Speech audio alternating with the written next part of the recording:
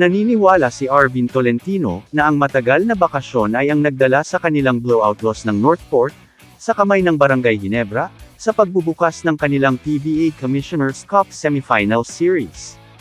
Mula sa mahabang layoff, hanggang sa kawalan ng karanasan ng Northport sa playoffs, hanggang sa matigas na depensa ng Gene Kings. Sinabi ni Tolentino na nagkamali ang lahat, sa unang semifinal appearance ng Batang Pierre, sa nakalipas na 6 na taon. Huling naglaro ang Batang Pierre noong Pebrero 6, sa quarterfinal win, laban sa Magnolia. Sa halos 3 linggong pahinga patungo sa best of 7 semis. At pagkatapos, ay nagkaroon ng clampdown defense ng Ginebra kay Tolentino. Ang nangungunang paborito upang manalo ng Best Player of the Conference Award. Nag-average ng 23.2 points, sa conference. Tumapos si Tolentino na may 8 puntos lamang, sa 2 of 11 shooting, habang nagdagdag ng 6 na rebounds, at 2 assists. Ang kanyang 8 puntos, ay ang kanyang solong digit na output sa isang laro, para sa huling 2 season. Si Tolentino, Paulo Taha, at Sidney Onwuber lamang, ang may karanasan sa playoffs noon, bilang bahagi ng Barangay Ginebra. Noong nakaraan at ang kawalan ng karanasan sa playoff, ay ipinakita para sa top-seeded na Batang Pierre.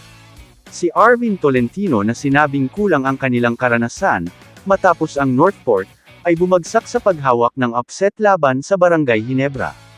Habang ang PBA Season Commissioner's Cup Semifinals, ay nagsimula noong Miyerkules ng gabi. Pumasok ang Gene Kings na pagod ang kanilang core, na nagmumula sa mahigpit na biyahe kasama ang Gilas, at nais ng Batang Pierre na gamitin iyon bilang bentahe, ngunit baligtad ang kinalabasan.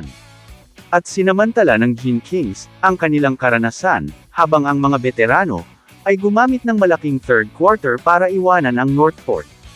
Isang araw lang ang naging preparasyon ng Ginebra sa kanilang laban. Ngunit hindi ito naging problema, upang duminahin at talunin nila, ang top seed na Northport Batang Pierre sa Game 1 ng kanilang Best of 7 series. Nagpaulan ang Gene Kings, ng 15 3-pointers, at kumonekta ng 56% avera. Habang ang Batang Pierre naman, ay hindi kagandahan ang naging shooting sa buong laro. Kinulang din sila ng suporta ng kanilang mga locals. Ang 33 points ni Kadim Jack, ay sinundan na lang ng 10 points ni Joshua Munzon. Kamusta mga idol? Sports Zone PH, para sa sports news and update.